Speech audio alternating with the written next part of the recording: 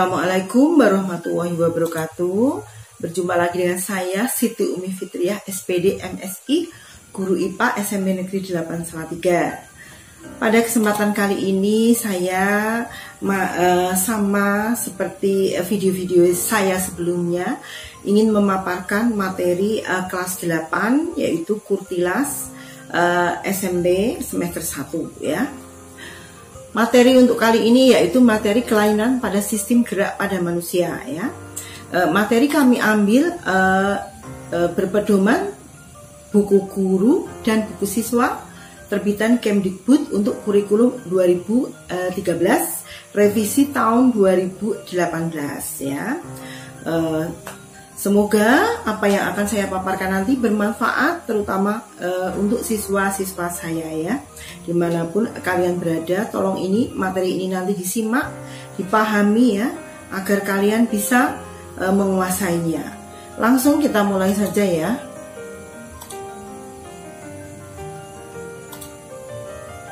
Nah, kami akan membagi beberapa bagian, yaitu untuk bagian yang pertama yaitu kelainan atau gangguan pada tulang belakang atau medula spinalis atau spinalis manusia ya. Nah, ini meliputi ya. Yang pertama adalah kyphosis ya, dari kata kibo ya.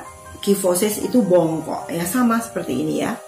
Yang pertama yaitu kyphosis, suatu gangguan pada tulang belakang di mana tulang belakang melengkung ke depan yang mengakibatkan penderita menjadi terlihat bongkok ya.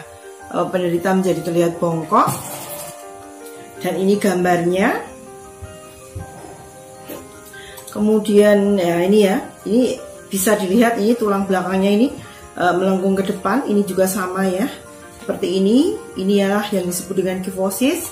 Kemudian selanjutnya adalah lordosis, yaitu suatu gangguan pada tulang belakang di mana tulang belakang melengkung ke arah belakang yang mengakibatkan penderita menjadi terlihat bongkok ke belakang atau terlalu degek gini ya, terlalu degek. Nah, ini contohnya, ini tulang belakangnya melengkung seperti ini. Nah, orangnya terlalu ini ya, tidak bongkok. Lawannya tadi ya, kalau kyphosis tadi bongkok, ini adalah tidak bongkok atau degek gitu. Kemudian selanjutnya adalah skoliosis ya, yaitu suatu gangguan pada tulang belakang di mana tulang belakang melengkung ke samping, baik ke kiri ataupun juga ke kanan, yang membuat penderita bungkuk ke samping. Nah, ini gambarnya ya. Tulang belakangnya ini bengkok ke arah samping kanan atau samping kiri ya, seperti ini. Itu ya. Sekarang kita lanjutkan. Yang keempat adalah lubrikasi, di mana kelainan pada tulang belakang pada bagian leher ya, bagian leher yang menyebabkan kepala penderita itu berubah arah ke kiri atau ke kanan. Jadi bencong ke kanan bisa, bencong ke kiri juga bisa, seperti itu ya. Contohnya ini terlihat pada gambar. Nah, selanjutnya yang kedua yaitu kelainan atau gangguan pada sendi manusia. Yang pertama yaitu kesleo atau terkilir atau splainet ya. Ini pengertiannya sendiri adalah gangguan sendi akibat gerakan pada sendi yang tidak biasa ya, dipaksakan atau bergerak secara tiba-tiba. Umumnya kesleo bisa menyebabkan rasa yang sangat sakit dan bengkak pada bagian yang kesleo. Nah, kita pernah kan mengalami kesleo. Nah, seperti ini ya. Ini ya, gerak sendi yang tidak biasa ya. Kita lanjutkan. Yang kedua adalah dislokasi atau dislocation ya. Ini adalah gangguan pada sendi seseorang di mana terjadi pergeseran dari kedudukan awal. Nah, ini contohnya. Nah, terjadi pergeseran sendi ya.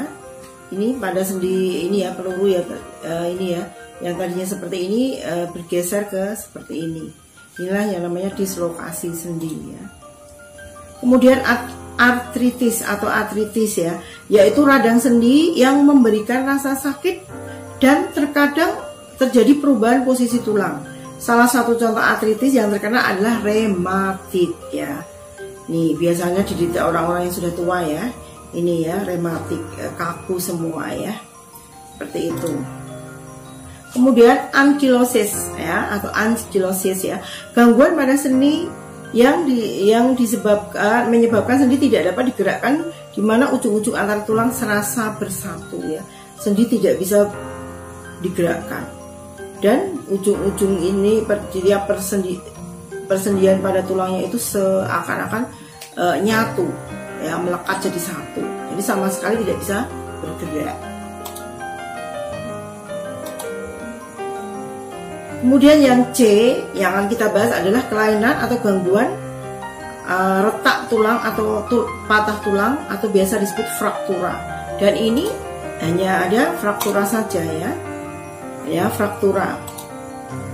Ya ini ya, fraktura sendiri itu meliputi yang pertama ini fraktura sederhana.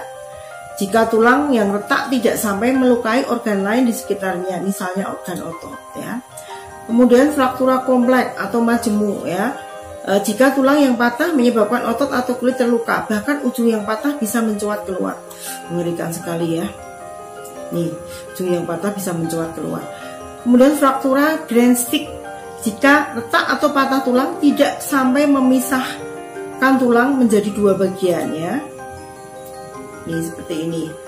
Dan yang terakhir adalah fraktura comminuted atau remuk. Nah ini yang paling menakutkan karena remuk ya. Jika tulang retak menjadi beberapa bagian tetapi masih tetap bertahan di dalam otot. Sakitnya seperti apa? Nggak bisa membayangkan saya. Nah, kita lanjutkan aja. Ini bentuk dari fraktura ya. Ini tulangnya patah. Kalau ini sudah mencuat agak keluar ya. Menakutkan sekali, mengerikan. Nah ini contohnya, ini juga contohnya, ini patah tulangnya bergeser dari tempatnya. Nah kemudian yang D adalah kelainan atau gangguan fisiologi.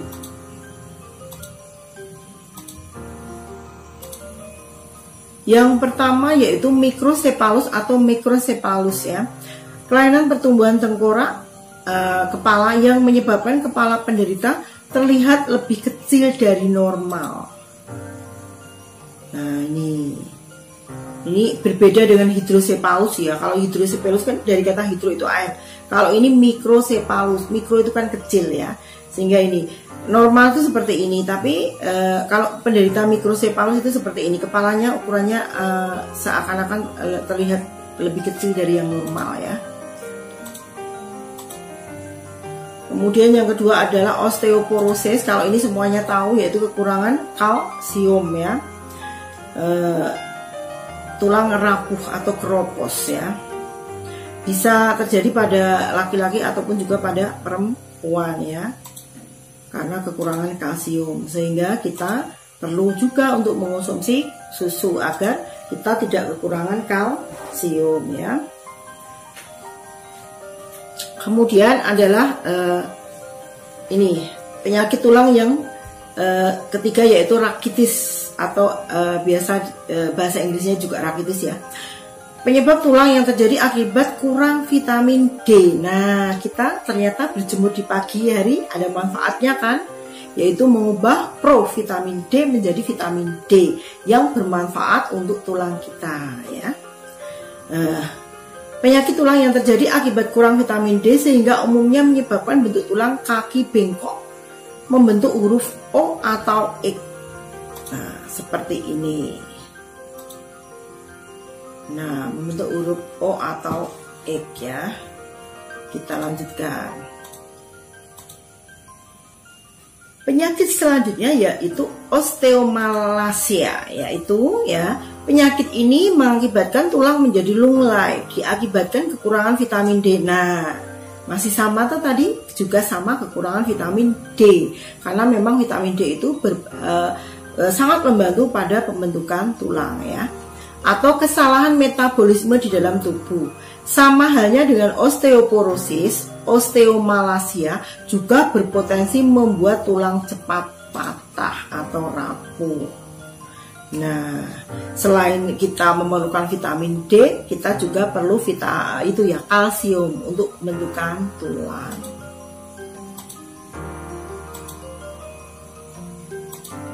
Yang kelima yaitu rickets ya. Rickets sering dialami oleh anak-anak yang sedang tumbuh. Formasi tulang pada penderita rickets abnormal yaitu terjadi penumpukan kalsium di dalam tulang karena terlalu banyak mengkonsumsi susu berkalsium atau akibat radiasi sinar matahari.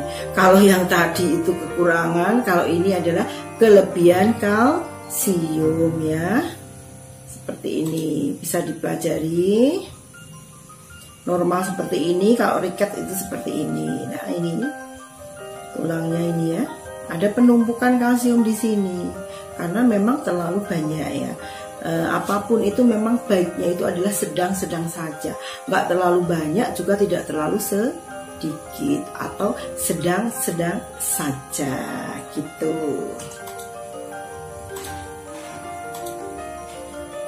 Yang keenam adalah osteomyelitis, yaitu infeksi ini menyerang tulang dan diakibatkan oleh bakterimia atau sepsis yang menyebar dan mengurangi kekuatan tulang ya. Akhiran is itu memang biasanya disebabkan oleh kuman, terutama oleh bakteri. Jadi kita tetap harus menjaga kesehatan ya. Nah, kita masuk ke bagian yang E, yaitu gangguan sistem otot. Gangguan sistem otot yang pertama yaitu astrofi ya. Apa itu astrofi? Astrofi otot adalah penurunan fungsi otot akibat dari otot yang menjadi kecil dan kehilangan fungsi kontraksi. Biasanya disebabkan oleh penyakit poliomyelitis ya. Masih dulu pernah ada orang pemerintah mengadakan vaksin polio. Ya tujuannya ini biar tidak ada penyakit astrofi, yaitu penyakit apa? Tulang. Yang satunya besar normal, tumbuh normal, yang satunya kecil, tumbuhnya tidak normal ya, seperti itu. Dan ini alhamdulillah kalau di Indonesia itu sudah ada vaksinnya. Kita pernah dulu ada imunisasi besar-besaran tentang penyakit polio ya. Kemudian yang kedua yaitu hipertrofi. Nah, apa hipertrofi? Hipertrofi adalah suatu jenis kelainan pada tulang yang menyebabkan otot menjadi lebih besar dan tampak kuat disebabkan karena aktivitas otot yang berlebihan yang umumnya karena kerja dan olahraga berlebih. Nah, ini otot-otot yang biasanya dimiliki oleh binaragawan dan binaragawati. Ototnya itu tumbuhnya sangat lebih besar ya, dan tampak kuat karena otot-ototnya memang tampak besar. Yang ketiga yaitu hernia abdominalis ya, yaitu apa? Kelainan pada dinding otot perut yang mengakibatkan penyakit hernia atau turun berok ya, yaitu penurunan usus yang masuk ke dalam rongga perut. Jadi usus itu turun ya, bahkan bisa sampai ke alat kelamin, ke dalam testis ya kalau lebih parah. Tapi intinya adalah penurunan usus ke dalam rongga perut, bisa sampai ke bawah ya. Nah, bisa sembuhnya harus dioperasi ya, seperti itu. Ini hanya sampai perut, kalau ini hanya sampai pada ini ya, alat kelamin. Kemudian 4, tetanus ya. Kita sering sekali mendengar tetanus itu ya. Nah, ternyata tetanus adalah disebabkan oleh bakteri Clostridium tetani. Karena apa? Karena terjadi semacam infeksi gitu ya. Sehingga apa? Orang yang kena penyakit tetanus itu kekejangan secara terus-menerus berkontraksi sehingga tidak mampu lagi tidak mampu lagi berkontraksi, kaku. Dia biasanya disebabkan pernah itu ya, misalnya kena paku yang sudah berkarat dan sebagainya dan tidak secepatnya diobati. Nah, lama-lama akan terjadi tetanus ya. Nah, ini contohnya ya, bisa menyebabkan kematian kalau sudah parah ya. Selanjutnya yaitu yang kelima adalah distrofi otot. Apa itu distrofi otot? Kita lihat. Distrofi otot adalah suatu kelainan otot yang biasanya terjadi pada anak-anak karena adanya penyakit kronis ya, atau cacat bawaan sejak lahir. Nah, contohnya seperti ini.